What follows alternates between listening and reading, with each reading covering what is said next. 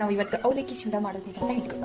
First ಅದಕ್ಕೆ ಎಷ್ಟು ಅವಲಕ್ಕಿನ ತೊಗೊಂಡಿದ್ದೀವಿ ನೋಡ್ಬೋದು. ಸೊ ಅದಕ್ಕೆ ಏನೇನು ಇಂಗ್ರೀಡಿಯೆಂಟ್ಸ್ ಬೇಕು ಅಂತ ನಾನು ಒಂದ್ಸಲ ಹೇಳ್ತೀನಿ, ನೀವು ನೋಟ್ ಮಾಡಿ ಇಟ್ಕೊಳ್ಳಿ. ಇದು ಕಪ್ಪೆ, ಇದು ಬೆಳ್ಳುಳ್ಳಿ, ಕೊಬ್ಬರಿನ ಕಟ್ ಮಾಡಿ ಒಂದ್ಸಲ ಫ್ರೈ ಮಾಡ್ಕೊಂಡು ಇಟ್ಕೊಳ್ಳಿ. ಕೊತ್ತಂಬರಿ, ಇದು ಒಂಚೂರು ಸಕ್ಕರೆನ ಗ್ರೈಂಡ್ ಮಾಡಿ ಇಟ್ಕೊಂಡಿದ್ದೀವಿ ಗೈಸ್. ಇದು ಎಲ್ಲ ಮಸಾಲ, ಇದು ಏನಂತ ನಾನು ಆಮೇಲೆ ಹೇಳ್ತೀನಿ. ಶೇಂಗಾ, ಪುಟಾಣಿ, ಇವಾಗ ನಾವು ಒಂದು ಪ್ಯಾನ್ನ ಕಾಯಿಸ್ಕೊಳಕ್ಕಿದ್ದೀವಿ. ಜೀರಿಗೆ ಸಾಸಿವೆ ಕೂಡ ತೊಗೊಂಡು ಅರಿಶಿನ, ಧನಿಯಾ, ಉಪ್ಪು, ಖಾರನ ಮಿಕ್ಸ್ ಮಾಡಿದ್ದೀವಿ ಗೈಸ್. ಸೊ ಇವಾಗ ಪ್ಯಾನ್ಗೆ ಆಯಿಲ್ನ ಹಾಕೊಂಡು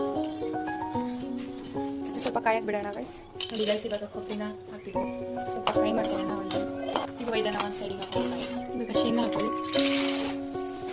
ಸೊ ಇವಾಗ ಇದನ್ನು 5 ನಿಮಿಷ ಸ್ವಲ್ಪ ಎಣ್ಣೆಯಲ್ಲಿ ಫ್ರೈ ಮಾಡ್ಕೊಬೇಕು. ಇವಾಗ ಜೀರಿಗೆ ಸಾಸಿವೆ ಹಾಕೊಳ್ಳಿ ಗೈಸ್.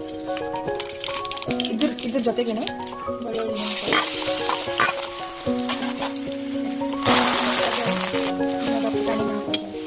ಇವಾಗ ಇದು ಮಿಕ್ಸ್ ಮಾಡಿರೋ ಖಾರ, ಉಪ್ಪನ್ನು ಹಾಕಿ. ಸೊ ಇವಾಗ ನೀವು ಗ್ಯಾಸ್ ಆಫ್ ಮಾಡ್ಕೊಳ್ಳಿ. ಕೊತ್ತಂಬರಿ, so mix well. So of ಮಾಡಿದ್ದೀವಿ ಗ್ಯಾಸ್ನ. ಇವಾಗ ಇದಕ್ಕೆ ಸಕ್ಕರೆ ಮಿಶ್ರಣ ನೋಡಿ ಎಷ್ಟು ಚೆನ್ನಾಗಿದೆ. ಇವಾಗ ಇದಕ್ಕೆ ಫ್ರೈ ಮಾಡ್ಕೊಂಡಿರೋ ಶೇಂಗಾ ಮತ್ತು ಕೊಬ್ಬರಿ, ಇದು ಮೇನ್ ಇಂಗ್ರೀಡಿಯೆಂಟ್ಸ್.